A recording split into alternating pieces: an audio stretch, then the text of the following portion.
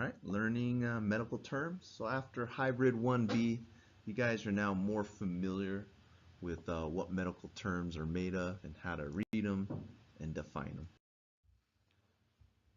Alright, literacy. So hundreds of years ago, the only thing you really need to write down were how many sheep you have, how much grain you have, pretty much to keep track.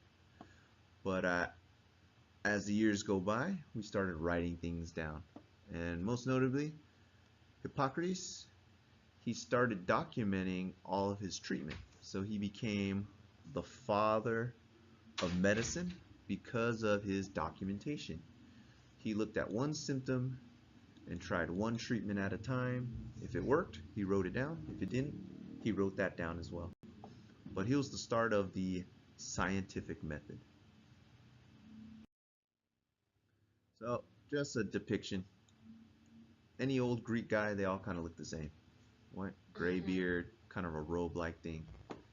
Change the name here to Descartes, you wouldn't know the difference. Some major advances in medicine. I won't point out all of them, just a few of these. Let's see here. Insulin. So if you had type 1 diabetes, pretty much it was a life sentence. You were dead. We didn't have any treatment, any way of giving you insulin at all if you had type 1 diabetes. Heart transplant. Wow, that's only 50 years ago. That's how recent a human heart transplant. We've done surgery, we cut it up, sewed it back together, but an actual replacement is only 50 years ago.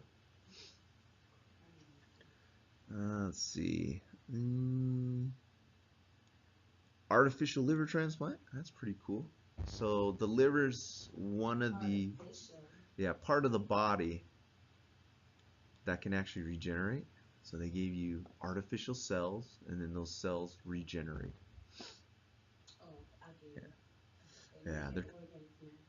Well, they're trying to do the same thing with the pancreas, because you can't really transplant a pancreas, you can't really fix it.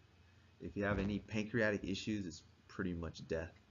So they're kind of doing the same. They're using the cells of the pancreas, trying to infuse it into a person, let it grow back. But nowadays, what are they doing? They're manipulating not your kid's DNA, but adult DNA. They're doing gene therapy. So if you have a certain disease that's expressed through genetics, they can actually change your DNA so you never get that disease. How does the face transplant? Face transplant? It's just like skin. So they just have to connect the nerves, blood vessels, and muscles.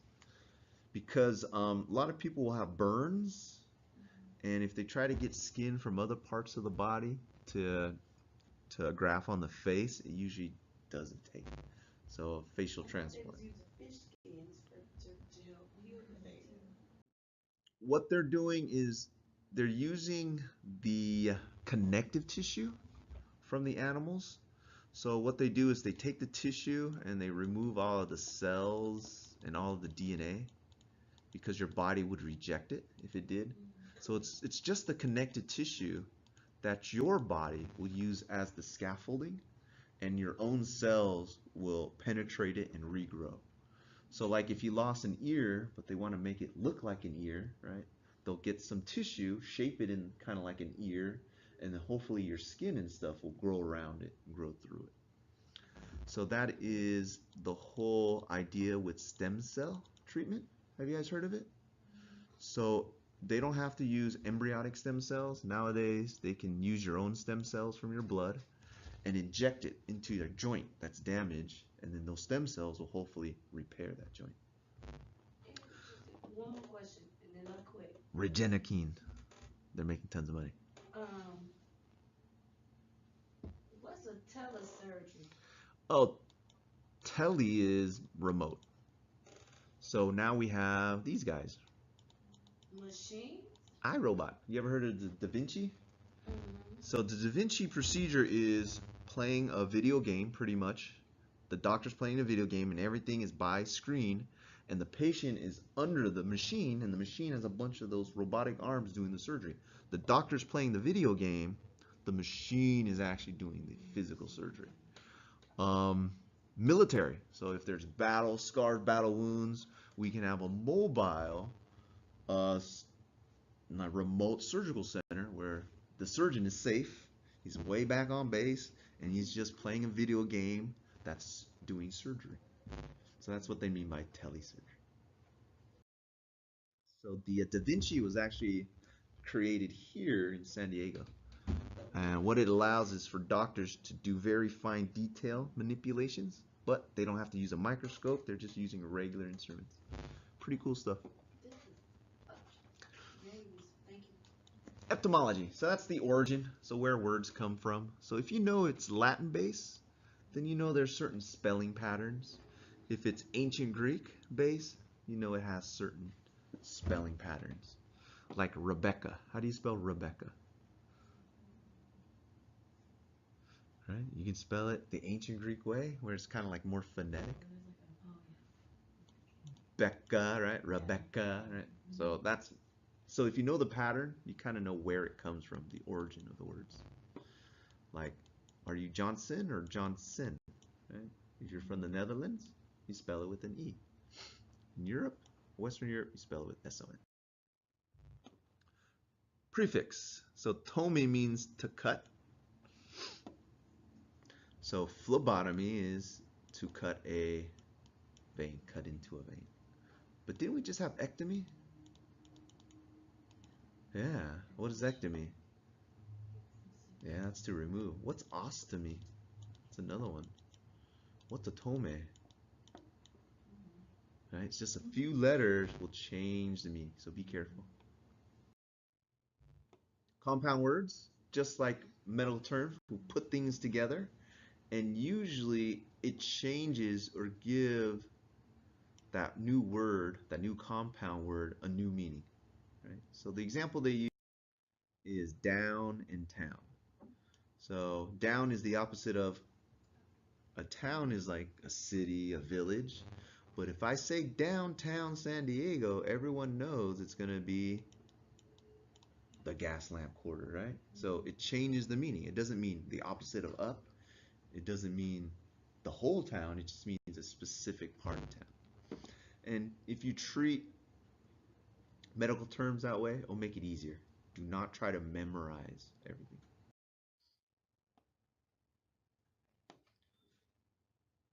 So we'll learn the parts.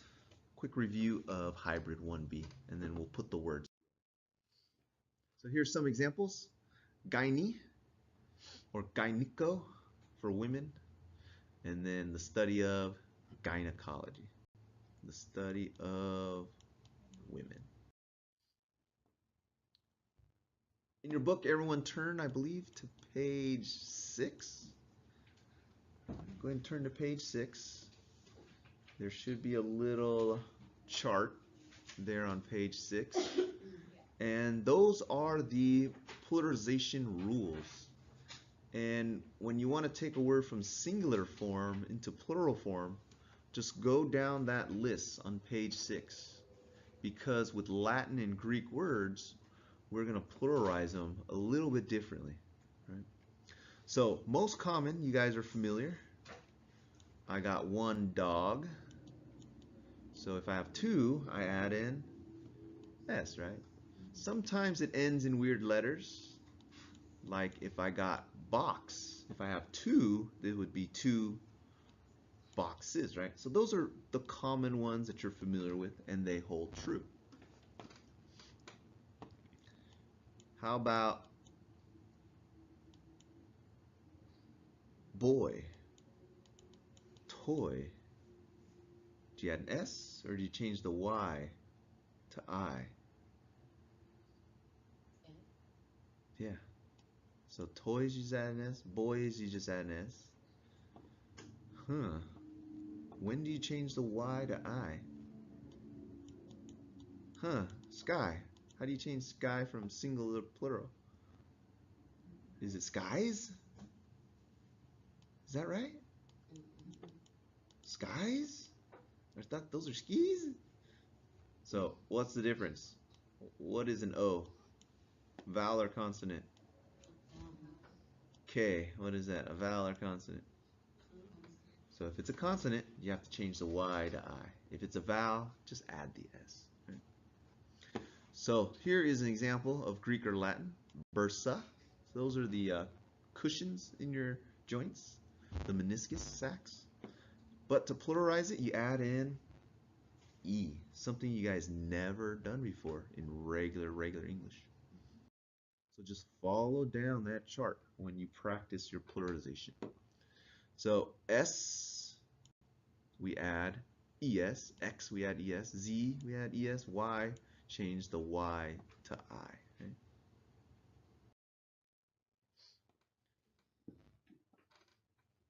Appendix, medical term, appendices. Vasectomy, well, this is just a regular pluralization. So M is a consonant, so you have to change the Y to I. Do you guys think you'd do grammar again in college? A little bit. A little grammar. So here's the example where if it is a vowel, you just add the S. But if it's Latin or base, fossa becomes fosse. Kind of weird. Staphylococcus becomes staphylococci. One fungus becomes two fungi. Psychosis, psychoses. One time crazy, two times crazy, psychoses. If you have one idea, one hypothesis, that's one. But if you have multiples, that's hypotheses. Latin and Greek. Your new best friend. Ganglion becomes ganglia. Datum becomes data. So anytime we say data, that's more than one piece of information. Datum is just one piece of information. How do you pluralize deer? You don't. It's already. Yeah, because a deer is a deer, right? You can have one or many deers. It's not like geese, goose, gander. Mispronunciation can kill. The difference between a long vowel and a short vowel. So to pronunciate a short vowel, you're going to say the sound. So the sound of the short vowel is ah, right? Now a long vowel, you're going to say the letter. So A. A is for apron. Apron. A is for apple, right? Notice the enunciation. So say the sound, ah, say the letter A. Long vowels versus short vowels. Now you know. Who would have thought you'd review it? But enunciation can cause problems. Spelling does count in this class, so make sure you double check. It's okay. You can just use your resources online for help if you need to. Just not on any of the midterms or final. Apostrophes, you're not supposed to use them. We all do this wrong. This is one of the abbreviations in English that will probably go away. So you're not supposed to use it. But everyone does, so don't worry about it. We all do it wrong. It's like the comma as well. People use commas wrong. Most likely, we're not going to be using commas anymore. Syllable accents. So the emphasis is on where it is capitalized. Makes it easier. Diacritical marks. That means you put the correct emphasis on the correct syllable. Right, you guys ever hear that? The correct emphasis on the correct syllable. So here we have the complete form. So prefix at the beginning,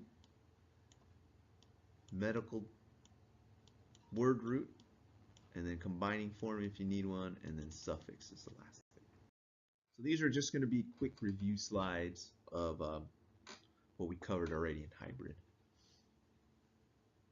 So you need a word root, so it's the basic or easy meaning. Combining form is most likely which letter? Which letter? O. And then the second most common is the letter I. Prefix come at the beginning, and of course suffix come at the end. And just remember P comes before S in the alphabet.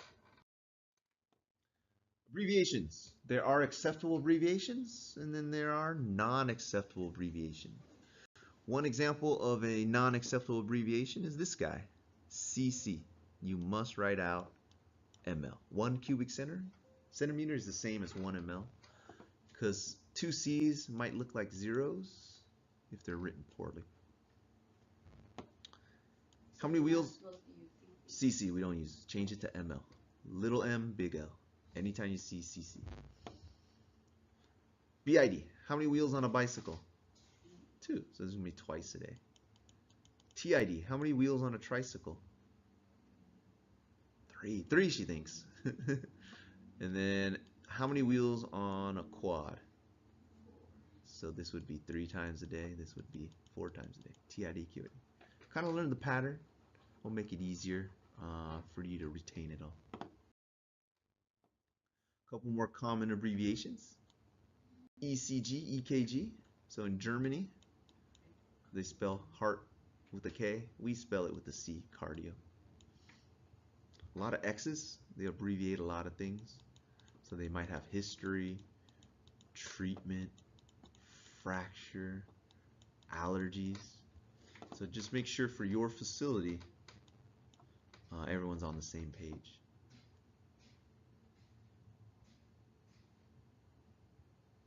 DOB, what's SOB?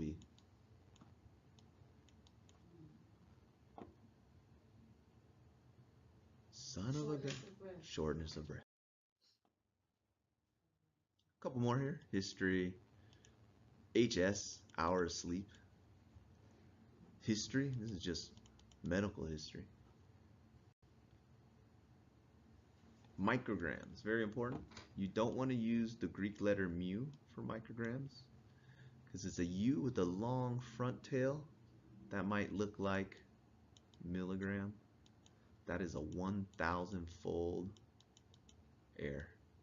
So don't use the Greek letter mu. Write out mcg for micrograms. NKDA, what's NKA? No. So this is specific to drugs. Just because they don't have any drug allergies, they might be allergic to something else. So just be careful. Read the entire chart. PO is bimouth. MPO would be nothing bimouth. Here we have that 4 wheels, 4 times a day. Here's SOB. Shortness of breath. 3 wheels on a tricycle, 3 times a day. Shouldn't use with or without. Very commonly misinterpreted. ICD 10. Now we're on the 10th edition, and I think most facilities now has updated. For a time, it was a dual system, ICD 9. As companies, facilities catch up, now we're probably exclusively dealing in ICD 10. So that is standard code. So it'll give numbers and letters for a very specific procedure. And it can code all the way down to like your left knee versus your right knee. That's how specific it is. So ICD 9, International Classification of Diseases. All right, that takes us to the end of learning med terms. Let's go to chapter 2 for word roots.